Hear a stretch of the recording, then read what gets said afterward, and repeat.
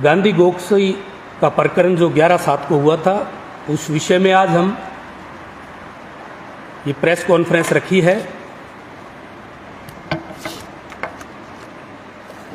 जिस तरह से गांधी गोडसे प्रकरण हुआ, उसके बाद से लेकर अब तक जो भ्रांतियां फैलाई जा रही है, जो मनगढ़ंत कहानियां बनाई जा रही है, उसको लेकर आज हम एक प्रेस कॉन्फ्रेंस कर रहे हैं। जैसा कि आप सबको पता है कि मामला माननीय उच्च न्यायालय के अंदर चल रहा है। माननीय उच्च न्यायालय के अंदर जब मामला गया, उसके बाद से हम लोग, क्योंकि हम कानून को मानने वाले लोग हैं, हमने यही डिसाइड किया कि घटना का जो सारा ब्यौरा है वो माननीय उच्च न्यायालय के संज्ञान में है और उस पर चल रहा है। हमें ऐसी कोई प्रेस कॉन्फ्रेंस या ऐसी कोई बात नहीं करनी चाहिए, क्योंकि पिछले 2-3 दिन से कुछ लोग मीडिया में आके गुमराह करने की कोशिश कर रहे हैं। उनको लेकर आज हमने ये प्रेस कॉन्फ्रेंस करी है। जैसा कि आप सबको पता है कि मामला 11/7/2022 को हुआ। उसके बाद 4 आरोपी गिरफ्तार हुए। एक आरोपी की हमने मांग के लिए आंदोलन किया। किस तरह से आंदोलन को उठाया गया, हम 75 लोगों को जेल में डाला गया, जेल में किस तरह से हमारे साथ बर्ताव किया गया, ये सब आप सब भली भांति जानते भी हो। लेकिन आज का जो विषय है, वो विषय हम इसलिए प्रेस कॉन्फ्रेंस करना जरूरी समझा कि तथ्य के साथ, रिपोर्टों के साथ, प्रूफों के साथ आज हम आपके बीच में हाजिर हुए हैं, क्योंकि जनमानस के अंदर एक डाउट बना हुआ है कि ये क्या हुआ, उन लोगों पे एफआईआर लग गई, वो छूट गए, तो मामला क्या था। बड़े दुर्भाग्य की बात है कि इतने संगीन मामले में एक टीम आती है और मात्र 6-7 दिन के अंदर ही एफआईआर लगा देती है, जबकि माननीय उच्च न्यायालय, भादरा की दोनों कोर्ट उनकी जमानत खारिज करते हैं और खारिज भी ये कह के करते हैं कि आप गो के हत्यारे हो, आपको जमानत नहीं मिल सकती। बावजूद इसके एफआईआर लगना, सब लोगों के मन में एक संशय है, एक डाउट है कि एफआईआर क्यों लगी, ऐसा क्या हुआ। और प्रेस के मेरे बंधुओं, मैं आपको बता दूं कि जब मामला माननीय उच्च न्यायालय में हो, भादरा की कोर्ट में हो, जमानत ना मिलने का मतलब है कि ऐसा क्या देखा हाईकोर्ट के जज ने, यहाँ बैठे एडीजे ने क्या ऐसा प्रूफ देखा जिससे उन्होंने उनकी जमानत खारिज की। यानी पुलिस द्वारा एक तथ्यात्मक रिपोर्ट पेश की जाती है। तथ्यात्मक रिपोर्ट का मतलब है कि सबूतों के साथ, प्रूफों के साथ जो रिपोर्ट बना के पुलिस भेजती है, उसी के आधार पर हाईकोर्ट, चाहे वो निचली कोर्ट हो, चाहे वो माननीय उच्च न्यायालय हो, वो उनकी जमानत खारिज करता है। ये मैं आप पत्रकार बंधुओं के माध्यम से जनमानस को बता देना चाहता हूँ कि पुलिस ने जो तथ्यात्मक रिपोर्ट यानी फैक्चुअल रिपोर्ट जो पेश करी थी, उसके आधार पर उनकी जमानत खारिज हुई थी। और तथ्यात्मक और फैक्चुअल रिपोर्ट तभी पुलिस पेश करती है जब उनके पास प्रूफ होते हैं। बिना प्रूफ के पुलिस तथ्यात्मक रिपोर्ट पेश नहीं कर सकती, ये आप सब भली भांति जानते हो। तथ्यात्मक रिपोर्ट पेश करने के बाद एक टीम यानी एसआईटी की टीम गठित होती है। एसआईटी की टीम बहुत अच्छा काम कर रही थी। 2-3 दिन उन्होंने बहुत अच्छा काम किया।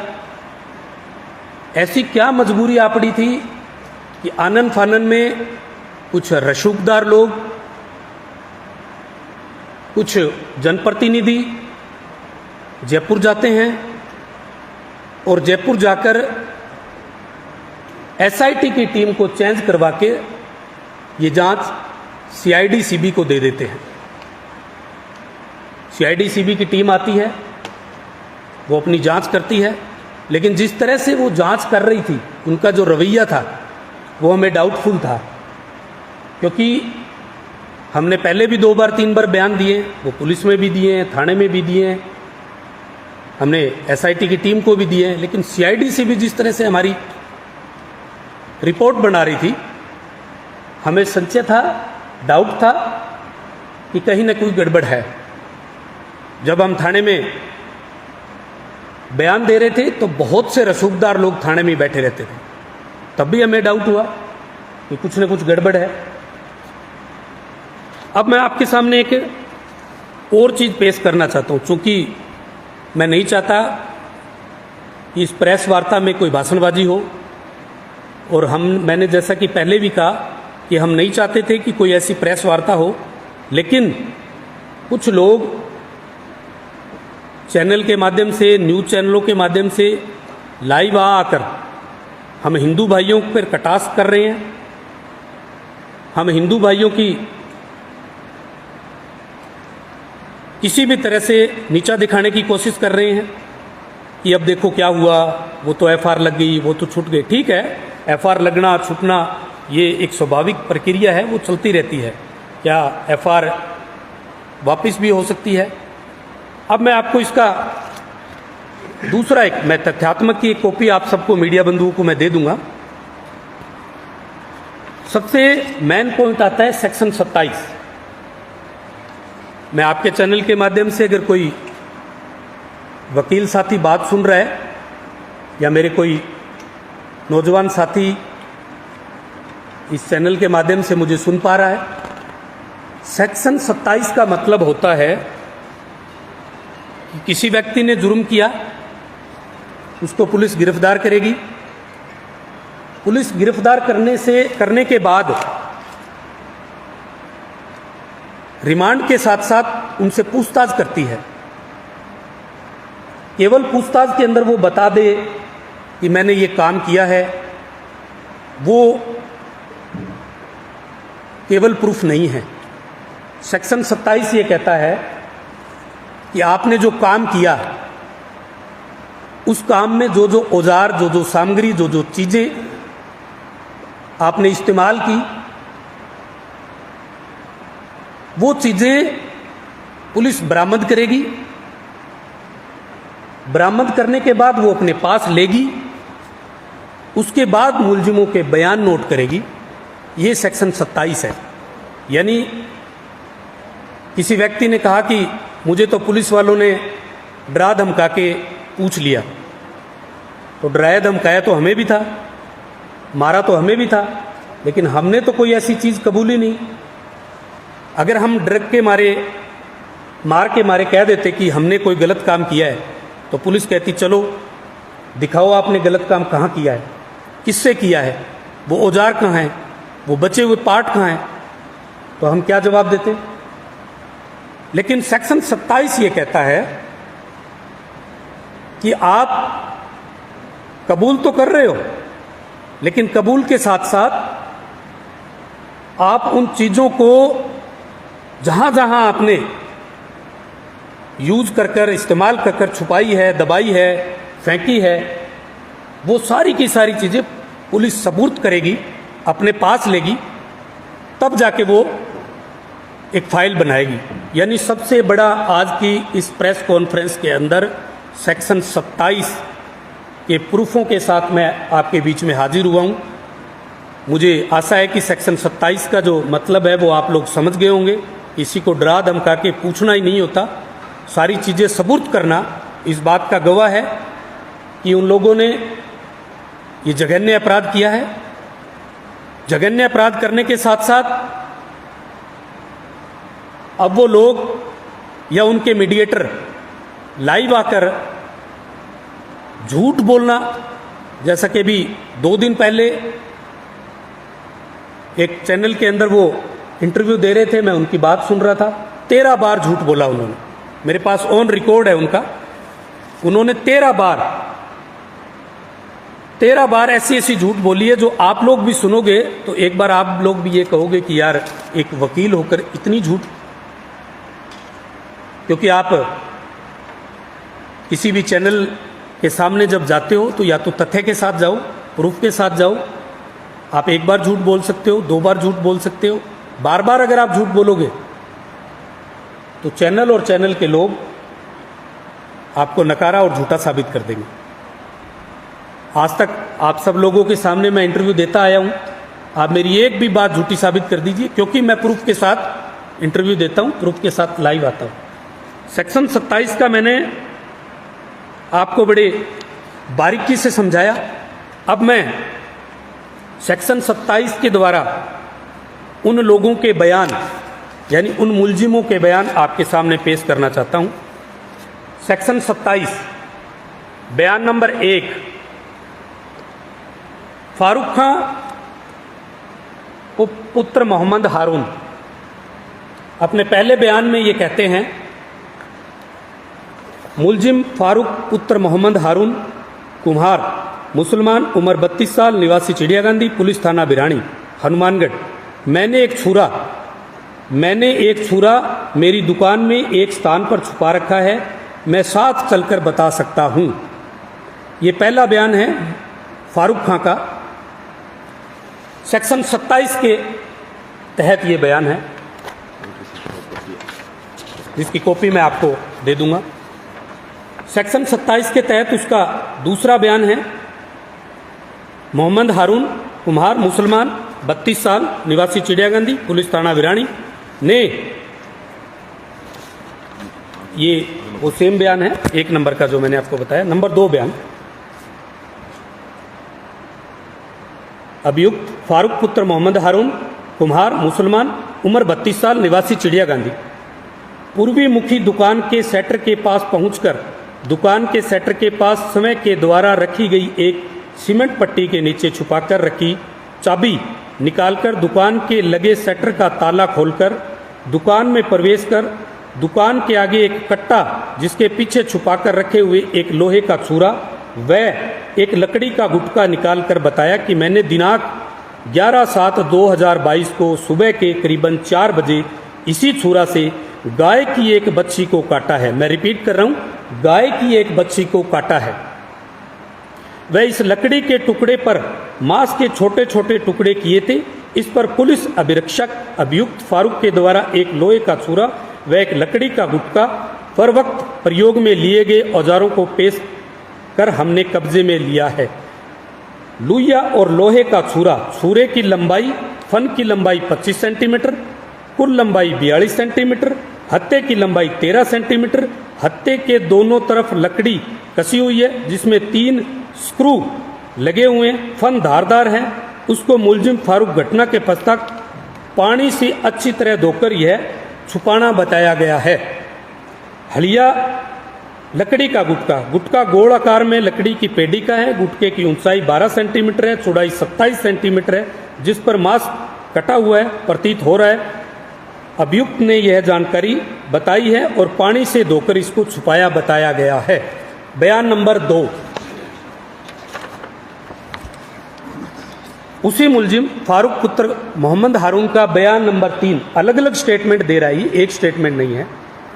पुलिस अभियुक्ता में अभियुक्त फारूक पुत्र मोहम्मद हारून कुम्हार, मुसलमान, उम्र 32 साल, निवासी चिड़ियागांधी, पुलिस थाना बिरानी के आगे पैदल चलकर सड़क के खाली जगह में बने हुए गहरे गड्ढे के पास खड़ा होकर हाथ का इशारा कर बताया कि दिनांक 11/7 को सुबह मैंने और मेरे साथियों ने एक गाय की बच्ची को काटा था। मैं रिपीट कर रहा हूं, एक गाय की बच्ची को काटा था।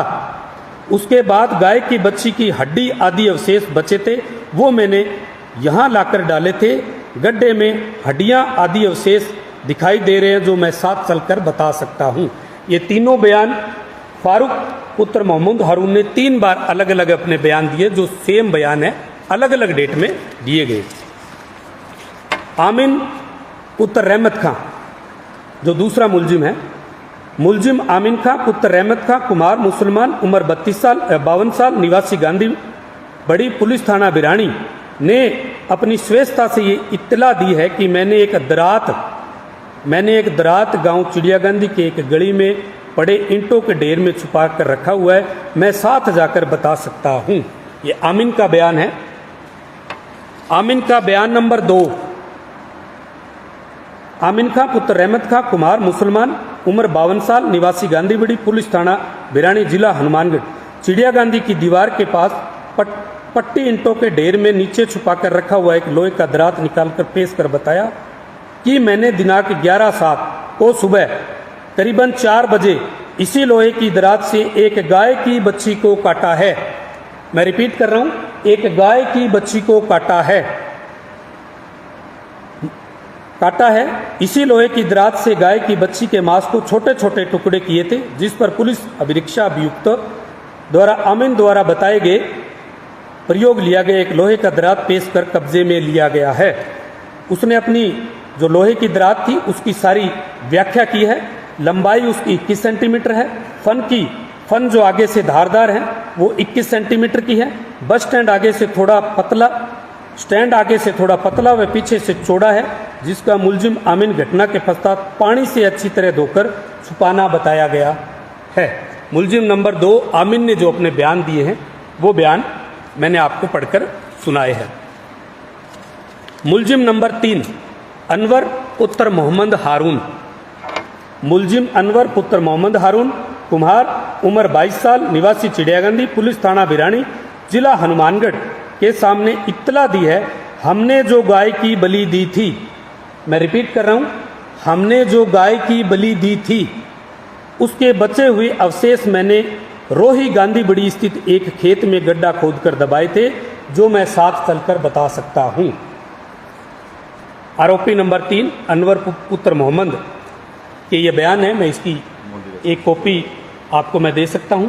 मैं इस प्रेस कॉन्फ्रेंस में ज़्यादा वक्त ना लूँ इसलिए बयान मैं आपको सारे दे दूंगा, पर एक एक करके सबके बयान मैं आपको पढ़ के बता रहा हूं। मुलजिम नंबर 4 रजाक पुत्र मुंशी खां, सेक्शन 27 में ये बयान देते हैं।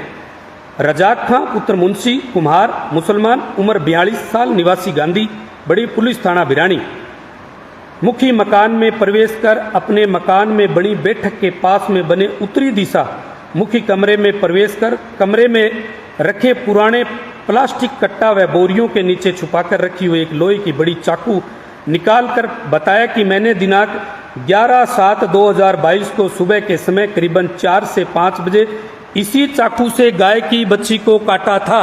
मैं रिपीट कर रहा हूं, गाय की बच्ची को काटा था।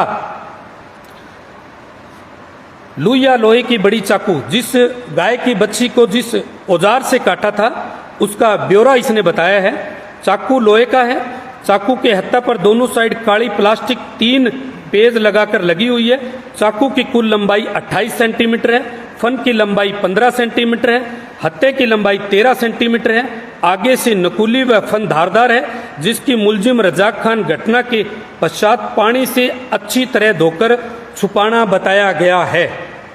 मुलजिम नंबर 4 रजाक खान पुत्र मुंशी खां, इन्होंने सेक्शन 27 के अंडर में अपना बयान दिया है, जो इन्होंने कबूला है। मुलजिम नंबर 5 फारूक पुत्र मकबूल खां, सेक्शन 27 के अधिनियम बयान देते हैं कि फारूक खान पुत्र मकबूल खां कुम्हार, मुसलमान, उम्र 22 साल, निवासी चिड़ियागंदी, पुलिस थाना में बयान देते हैं। मुख्य कमरा के प्रवेश कर कमरे में रखे एक कार्टून के पीछे छुपाकर रखी हुई एक लोहे की छुरी निकालकर पेश कर बताया कि मैंने दिनांक 11/7/2022 को सुबह करीब 4 बजे इसी छुरी से गाय की बच्ची को काटा था। मैं रिपीट कर रहा हूं, गाय की बच्ची को काटा था। जिस लोहे की छुरी से इसने गाय की बच्ची को काटा है उसका पूरा विवरण दे रहा है। छुरे लोहे की है। छुरी की कुल लंबाई 30 सेंटीमीटर है। फन की लंबाई 20 सेंटीमीटर है। लोहे की हत्थे की लंबाई 10 सेंटीमीटर है। आगे से नुकीली है वह फन धारदार है, जिसको मुलजिम फारूक खान घटना के पश्चात पानी से अच्छी तरह धोकर छुपाना बताया गया है। ये मुलजिम नंबर 5 फारूक पुत्र मकबूल खां के बयान है, जो सेक्शन 37 में है। मैं आपको इसकी प्रत्येक कॉपी, इसके जितने भी बयान हैं जिस जिस डेट को है, मैं सारी पत्रकार साथियों को दे दूंगा। और पत्रकार साथियों, बड़े दुख के साथ कहना पड़ता है कि जिन लोगों ने घटना करी उन लोगों को कुछ रसूखदार लोग बचाने की कोशिश कर रहे हैं, छिपाने की कोशिश कर रहे हैं। घटना इतनी निंदनीय होने के बाद भी आप लोग जिस तरह का माहौल क्रिएट कर रहे हैं, जिस तरह का, आज मुझे पता है कि मनी, फेम और पावर तीनों चीज़ें आपके पास है। पैसा आपके पास है, पावर आपके पास है, सत्ता आपके पास है। इसका मतलब ये नहीं कि आप घिनौने करते करते रहोगे और हम लोग चुप बैठे रहेंगे। आप लोगों ने जिस तरह का घिनौना करते करने के बाद जिस तरह से आप रोज झूठ बोल रहे हो, कहीं ना कहीं हम ये सोच रहे थे चलो मामला हाईकोर्ट के अंदर है, जो भी उच्च न्यायालय फैसला करेगा हमें मान्य होगा।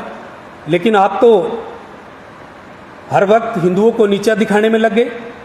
आप हर वक्त फेसबुक पे, सोशल मीडिया पे किस तरह से हमारे हिंदू भाइयों के साथ गाली गलौज कर रहे हो।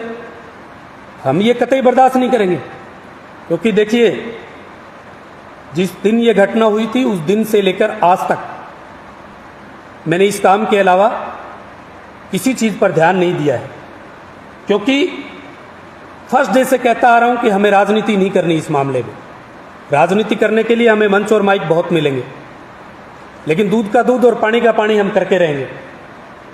सच्चाई छुप नहीं सकती बनावटी असूलों से, क्योंकि मामला इतना संगीन है और कुछ रसूखदार लोग इसको छुपाने में लगे हैं कि कलंक मिट जाए।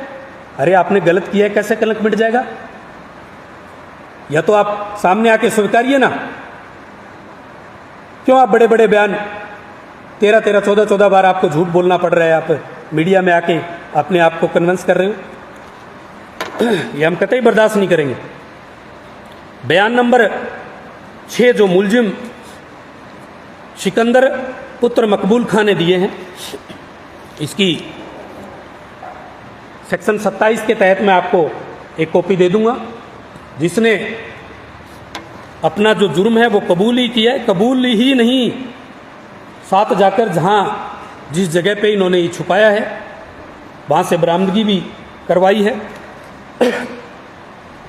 सेक्शन 27 के तहत सिकंदर पुत्र मकबूल खां ये कहते हैं कि मेरी उम्र 30 साल, मैं निवासी चिड़ियागांधी का रहने वाला हूँ।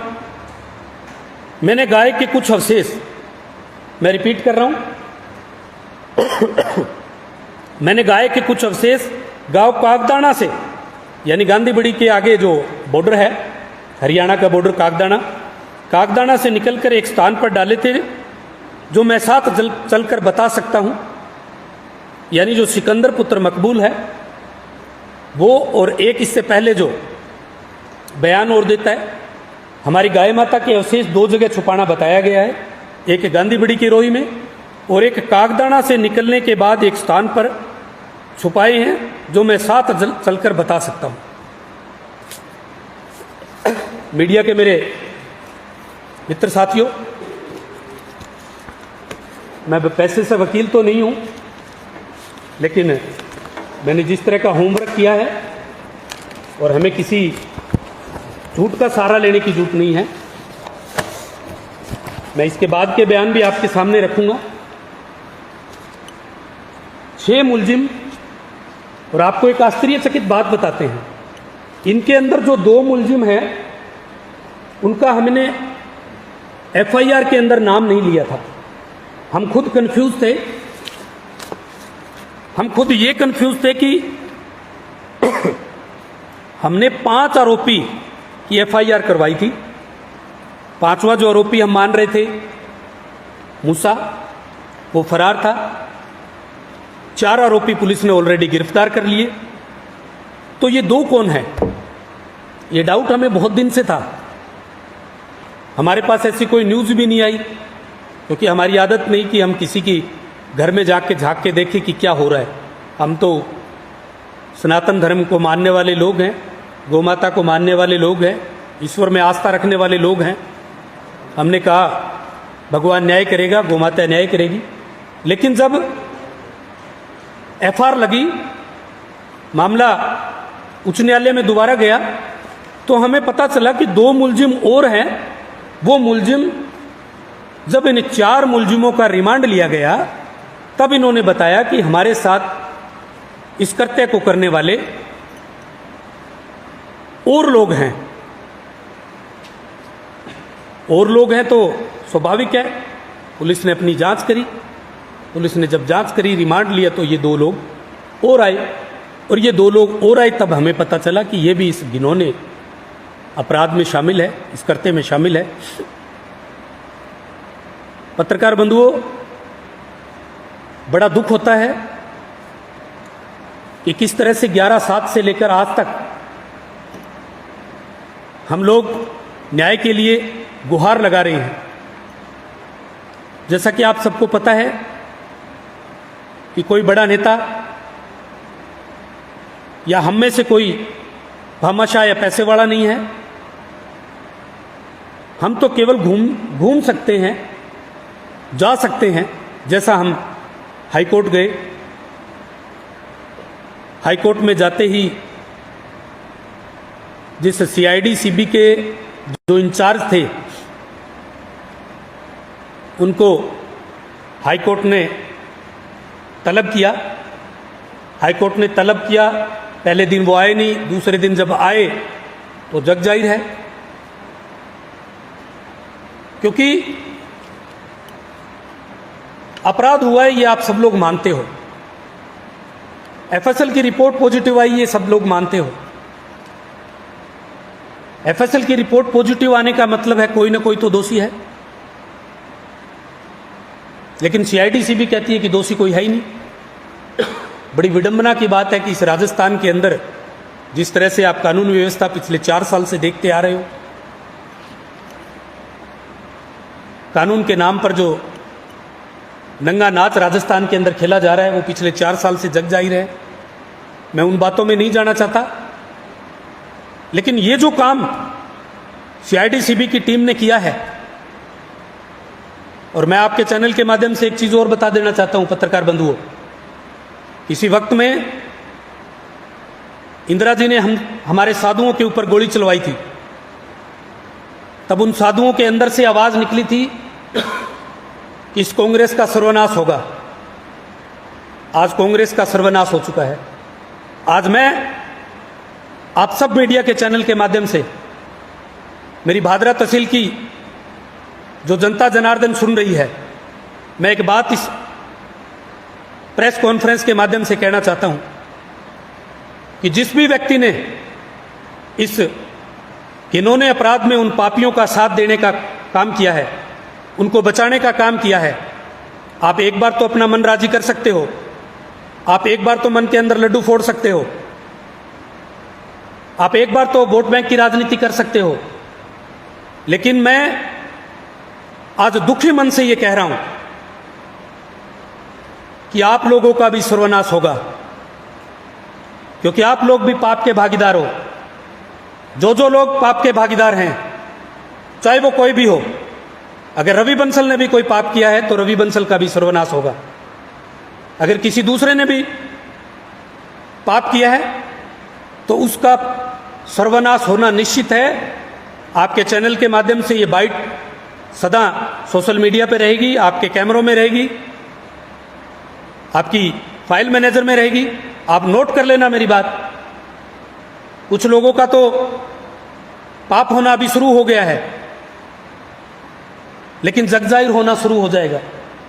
आप एक बार तो पैसों के दम पर किसी भी सच को दबा सकते हो, लेकिन पत्रकार बंधुओं, सच के पांव नहीं होते, झूठ के पांव नहीं होते। झूठ ज्यादा लंबे वक्त तक दौड़ नहीं सकता। एक वक्त झूठ को घुटने टेकने पड़ते हैं। एक बार झूठ जमीन पर आकर रेंगने लग जाता है, और जब रेंगता है तो सच की जीत होती है। आपने बहुत से केस देखे होंगे, एक बार सच को दबा दिया जाता है। सरकार, प्रशासन, सत्ता, पैसा बहुत पावरफुल चीज होती है, लेकिन आप बहुत लंबे समय तक सच को दबा नहीं सकते। मैंने जो आपको एविडेंस दिए हैं, मैंने जो आपको प्रूफ दिए हैं, वो मैंने मेरी कलम से नहीं लिखे हैं। मैंने एक्सेल सीट में नहीं बनाए हैं, मैंने घर बैठ के नहीं